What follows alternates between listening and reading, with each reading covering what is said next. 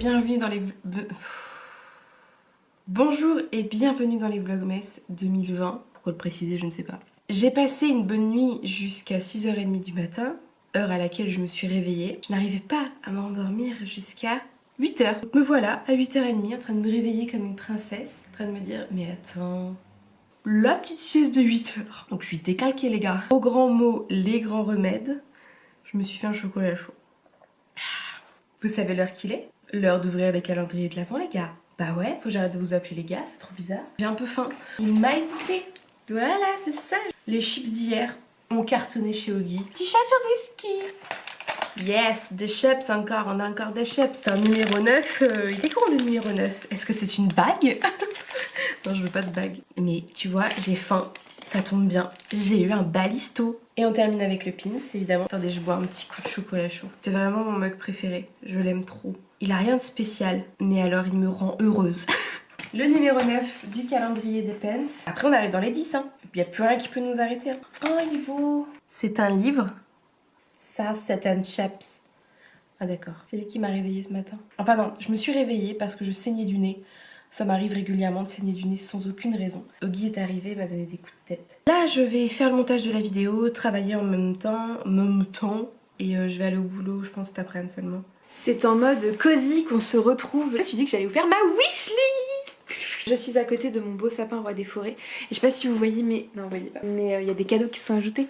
Et c'est tout plein de cadeaux. Et j'ai envie que ça soit tous les miens. Je fais des listes chaque année. Même si j'ai plutôt confiance en mes proches, j'ai confiance mais en même temps ils sont là, oh non j'ai pas d'idées. Moi j'ai toujours des idées, et pour les autres et pour moi. Donc je fais toujours des listes pour moi.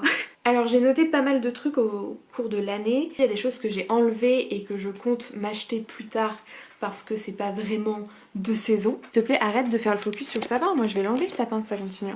M'a saoulé. Quand t'as du matériel de promo et que tu sais pas t'en servir, moi, je vais me rapprocher là. Bonsoir. Mon frère s'est installé à Saint-Malo. C'est une ville donc en bord de mer. Et donc j'aimerais beaucoup avoir une combinaison de plongée et une planche de body. J'adore le body et j'ai envie de m'améliorer en body et d'avoir une bonne planche de body avec une combinaison de plongée pour pouvoir aller à peu près n'importe quand dans l'année à Saint-Malo chez mon frère. C'est pour ça que j'aimerais bien avoir des choses dont je vais pouvoir me servir à Saint-Malo à la mer. Je sais que je vais pas les avoir parce qu'en fait c'est pas la saison. Des bodys et des combis, il y a rien nulle part. Voilà, faut trouver ça d'occasion donc je vais regarder à l'approche des beaux jours parce que je me dis en plus c'est l'hiver, je vais pas aller me baigner en hiver non plus donc pour l'instant il n'y a rien. J'aimerais aussi donc des écouteurs Bluetooth qui vont avec le bracelet, mais il faudrait un bracelet qui puisse se connecter à Spotify et dans ce cas là vous allez me dire bah t'as qu'à prendre une Apple Watch. Prendre le téléphone quand on court et qu'on le met là c'est vite chiant et comme apparemment je deviens une très grande joggeuse, petit d'abord tu sais. En France, on dit qu'on va faire un jogging. Ça n'a aucun sens puisqu'un jogging en anglais, et même pour nous en français aussi, c'est un pantalon. Eux ils disent un running, puisqu'ils courent. Et c'est comme, ah oui, alors ça, parce que là on me reprend très souvent, on porte des sweats. On dit sweat. Sweat ça veut dire transpirer et ça a plus de lien avec un pull de sport, un sweat. Maintenant que dans la prononciation, j'ai vraiment quelque chose à vous dire. On ne dit pas pull and bear. B-E-A-R, ça se prononce bear comme un ours. Voilà. C'est juste que j'aime beaucoup la prononciation anglaise, j'adore l'anglais. Et c'est vrai que quand j'entends pull and bear, je suis là. C'est comme... Non mais là c'est vraiment un truc de dingue, je ne comprends pas. Je vais vous la montrer. Cette enseigne, comment on prononce cette enseigne? Vraie question que je me pose. Je vais vous montrer le logo. Comment on prononce ça? Je dirais donc V et B, sauf que c'est un end, donc VNB. Comment on dit vin en anglais? On dit wine, donc ce serait WNB, WNB. Je me pose comme ça et je pense à ce genre de choses, je me dis mais... Donc maintenant moi je dis V et B et les gens sont là, mais non c'est VNB, mais ça n'a pas de sens. C'était la partie du jour, c'est comme si, au début CA, le magasin CA, j'appelais ça CNA. Ouais, c'est CNA, les gens ne comprenaient pas, normal, c'est CA. Enfin bon, on dit pas ça très souvent, personne ne va vraiment chez CA, mais bon. Et c'est vrai que la prononciation des mots en anglais, c'est vrai que je sais toujours... même la prononciation des mots en français d'ailleurs, j'essaie d'avoir une bonne articulation et une bonne prononciation des mots. J'essaie au maximum de bien parler français, de bien écrire français et de bien parler anglais. Par exemple là, j'ai dit anglais.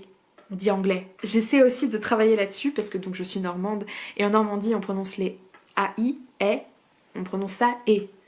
Donc je dis du lait, sauf que c'est du lait. Donc j'essaie au maximum de corriger ça. Oh toi t'es normande, ça se sent tout de suite, ça se sent dans ton accent. Quand je retourne en Normandie pendant trop de temps, je me retrouve à faire des pans. Je dis oh, T'as pas envie d'y aller maintenant? Bon, on y va tantôt si tu veux. Par contre, il y a un mot que je garde de la Normandie, c'est Eula. Eula. Eula, ça veut dire oh la vache en normand. Ça s'écrit Eula, H-E-U-L-A, mais ça se prononce Eula, parce que le A se prononce O. Et si on a le combo, là on va dire Eulobadi. En Normandie, on dit beaucoup, on a des mots bien à nous, comme la clenche, la carre. La clenche de la porte, pour moi, c'était universel, quoi. La clenche voulait dire la poignée de porte.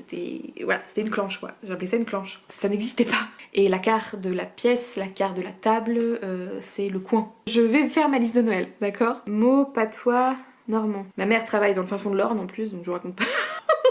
Le boujou, on l'a. Boujou, ça veut dire bonjour, hein, boujou. En Normandie, on dit qu'on passe la toile. Je sais pas si vous passez la toile ailleurs en France.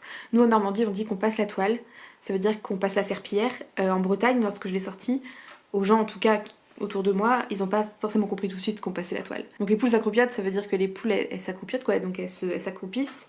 Ah, le temps s'abernoidit, bah oui. Non mais c'est marrant parce que c'est vraiment des expressions que j'entends dans mon quotidien en Normandie. Genre boudiou, ça veut dire... bon Dieu quoi. Donc à tantôt, ça veut dire donc à plus tard quoi. Atité, ça veut dire comment tu vas. Ah, le temps s'avernoidit, la météo se couvre, il fait un vent à décorner les bœufs.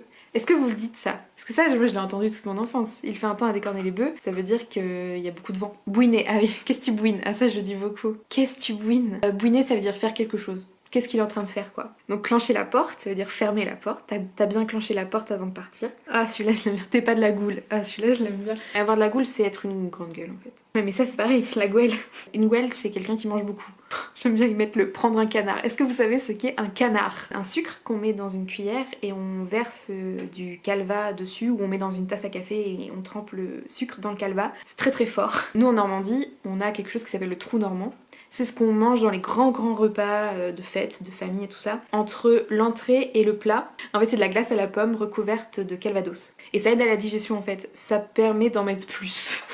Nous on le fait encore à Noël, c'est tradition, voilà. Je me souviens d'une année où ma grand-mère n'avait pas trouvé de glace à la pomme parce que je vous jure qu'en Normandie, au moment de Noël, il y a des pénuries de glace à la pomme. Je dis aussi jonfler, est-ce que vous dites ça? Jonfler? Jonfler c'est... tu gonfles les joues. Arrête de souffler quoi, arrête de jonfler. Ah il fait frisquette, mais tout le monde dit il fait frisquette.